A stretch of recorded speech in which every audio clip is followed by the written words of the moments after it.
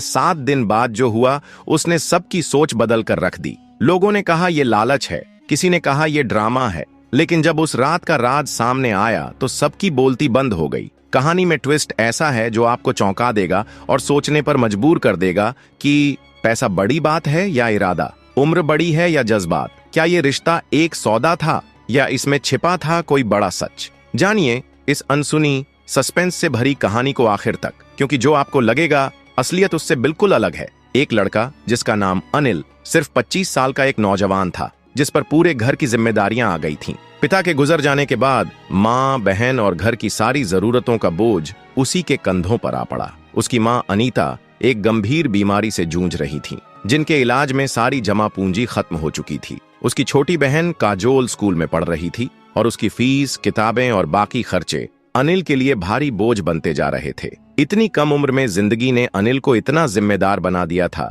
कि उसका चेहरा वक्त से पहले ही बूढ़ा लगने लगा था। वह दिन रात पढ़ाई करता, मेहनत करता और छोटे मोटे कामों से किसी तरह घर चला रहा था। उसके चेहरे पर चिंता की लकीरें और आंखों के नीचे काले घेरे साफ दिखा रहे थे कि वह अंदर से पूरी तरह टूट चुका है। कर्ज देने वाले रोज उसके दरवाजे पर आ धमकते थे। एक दिन वह एक सस्ती चाय की दुकान पर गया और जेब से सिक्के निकालकर गिनने लगा कि क्या चाय के पैसे पूरे हैं या नहीं। तभी उसकी नजर दूर खड़ी एक महिला पर पड़ी जो लगातार उसे देखे जा रही थी। वह कोई आम औरत नहीं थी, उसका नाम था हमीदा मलिक। वह बिजनेस की दुनिया का एक बड़ा नाम थी। महंगी साड़ी, भारी गहने और आत्मविश्वास से भरी पर्सनैलिटी ने अनिल को चौंका दिया। हमीदा ने मुस्कुराकर पूछा, क्या तुम अनिल वर्मा हो? अनिल ने थकान भरी आवाज में जवाब दिया, जी मैं ही हूँ। कुछ देर तक वह उसे देखती रही और फिर बोली, मुझे पता है कि इस वक्त तुम्हारी जिंदगी में क्या चल रहा है। तुम्हारी माँ की बीमारी, बहन की पढ़ाई और कर्ज का बोझ,